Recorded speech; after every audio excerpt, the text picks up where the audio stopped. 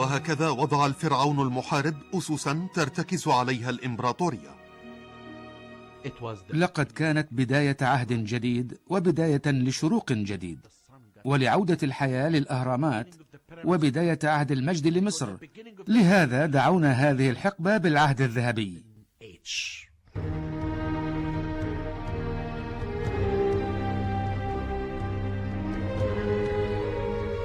قضى أحمس حياته في نشر السلام في مصر.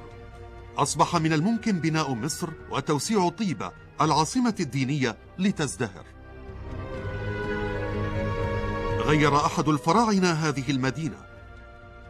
تم بناء المعابد الجميلة والمسلات الغريبة الجديدة.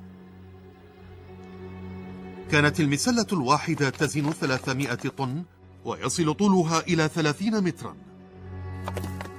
كانت المسلات تنحت من قطعة واحدة من الجرانيت.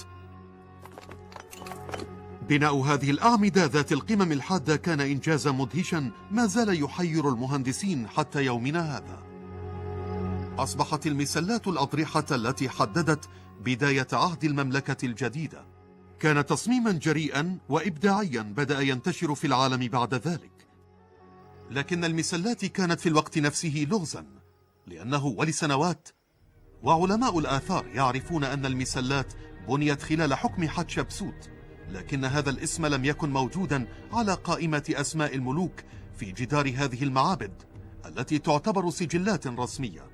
كان هذا لغزا محيرا ل3000 سنة.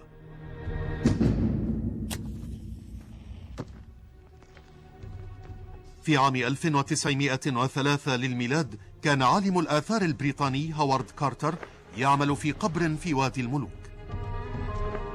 عندما كان يتفحص الرمال وجد كارتر قبرا كتب عليه اسم الفرعون حتشبسوت.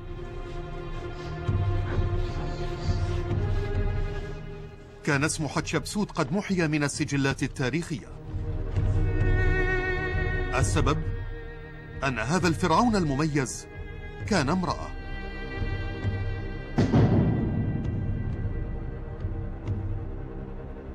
في بداية حياتها كانت حتشبسوت ملكة عادية، لكن بعد موت زوجها أصبح عرش مصر من حق تحتمس ابن زوجها، فأخذت حتشبسوت تساعده لتصبح شريكته. لم يكن ذلك أمرا غير مألوف، لكن المفاجأة كانت في خطوتها التالية عندما أعلنت حتشبسوت نفسها فرعونا على مصر.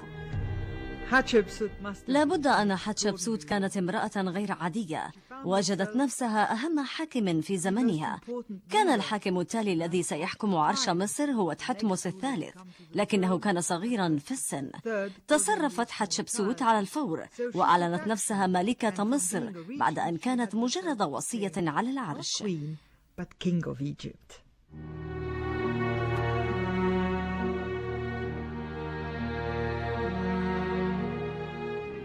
ما الذي دفعها إلى ذلك؟ هل هو طموحها أم هل كان هذا هو أفضل عمل سياسي تنجزه في ذلك الزمن؟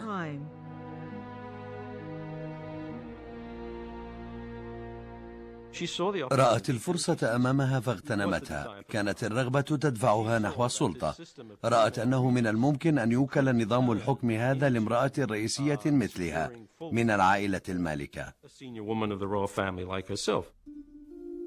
لم يصل لمرتبة الفرعون سوى امرأتين قبل حتشبسوت، وفشلتا في حكم مصر لفترة طويلة من الزمن، لكن ذلك لم يثنيها عن عزمها. كانت تعتقد أن مصر ستقبل أن تولي امرأة على العرش. قبل كل شيء كانت مكانة المرأة في مصر مرموقة بالنسبة للحضارات الأخرى، كما أشارت النصوص القديمة. I hereby make my will for my wife. I leave her all of the property which I inherited from my brother. Don't give your wife grief at home when you know that she's in control. Never say, where is it, find it for me, when she has put something where it's supposed to. Keep your eyes open, but keep your mouth shut. If you appreciate her quality. كانت مكانة المرأة في مصر أفضل من مكانتها في أي مجتمع قديم، ولكن كان من الصعب عليهن أن يخترن مستقبلهن المهني. كان لقب المرأة المصرية سيدة المنزل، أو إن شئتم كان الزوجة ربة المنزل، وبالتأكيد لم تكن حتشبسوت ربة منزل. كانت المرأة تتمتع بعدة حقوق آنذاك، لكن المصريين لم يتقبلوا فكرة أن يكون الفرعون امرأة.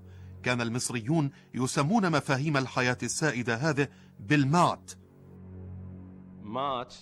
كانت كلمة مات تعني نظام العالم ككل متكامل، يتناول مثلا الطريقة التي بني بها الكون، ومكانة مصر في الكون، والعلاقة مع الأجانب، وأن مصر بلد قوي ومسيطر، وأن الملك يجب أن يكون ذكرا.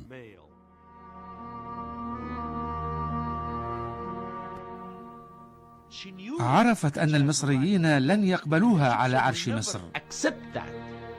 أرادت حتشبسوت أن تضفي الصفة الشرعية على منصبها كفرعون من أجل أن تسيطر على الحكم. في البداية لجأت إلى نسبها. ركزت حتشبسوت على أنها ابنة الملك. كانت الملكة حتشبسوت كالملكة إليزابيث الأولى. أهم ما كان يميزها هو علاقتها بأبيها. ربما كانت امرأة فعلا، ولم يكن من السهل أن تحكم مصر، ولكن دعونا لا ننسى أنها كانت ابنة تحتمس الأول. أما الملكة إليزابيث فكانت تقابل السفراء تحت صورة الملك هنري الثامن. كانت تلمح إلى نفس الأمر، وهو أنها ابنة أبيها الملك. حتى إن حتشبسوت قالت كلاما نسبته لأبيها. ادعت أنه عينها بنفسه لتكون خليفته. This is my daughter, Hatshepsut. I hereby appoint her in my place. She alone will sit on my majestic throne. Listen to her commands and work together on whatever she orders. حتى إنها تمادت أكثر. حفرت على جدران معبدها قصة حياتها، وكيف تجسد إلههم آمون على هيئة أبيها، وأقام علاقة جسدية مع أمها، فكانت النتيجة أنها حملت بها. على هذا لم تكن حتشبسوت ابنة الفرعون فحسب، بل كانت ابنة إله. كانت حتشبسوت أيضا معتزة بأنوثتها، ويظهر ذلك من خلال وصف جمالها. Her body was covered with the finest incense. Her scent was a divine shower. Her skin glittered like the stars. To look at her was more beautiful than anything. لكن حتشبسوت كانت فرعونا، والفرعون يجب أن يكون ذكرا.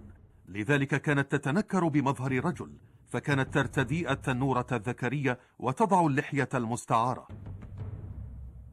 كان على حتشبسوت أن تختار من تثق به في البلاط. كانت حتشبسوت امرأة تحاول أن تكون الملك. ورثت الحكم من أبيها، لكنها بدلت الحاشية بأشخاص اختارتهم بنفسها، وكان من مصلحتهم الحفاظ على الحاكم حتى لو كان امرأة. لقد عرفوا أنها لو خسرت الحكم فسيخسرونهم أيضا. كان مرافق الفرعون المفضل رجلا يدعى سننموت. بدأ حياته كفرد من عامة الشعب، لكن صعوده للسلم كان سريعا، مما أثار شائعات عن طبيعة علاقته بحتشبسوت. ترقى سننموت من جندي في الجيش إلى موظف في القصر الملكي، حتى إن حتشبسوت كانت تثق به في تربية ابنتها. لكن أكثر خدمة قدمها سننموت لفرعونه تجلت في عمله كرئيس للمعماريين.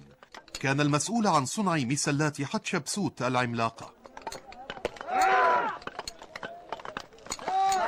وثقت به فعلا، فأوكلت إليه العمل في أهم بناء لها، وهو معبدها الذي ستدفن فيه.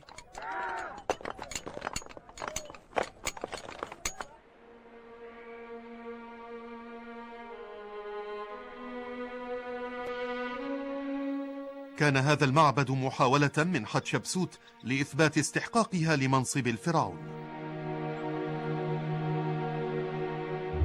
كان من أعظم وأفخم أضرحة العالم القديم. إنه الدير البحري.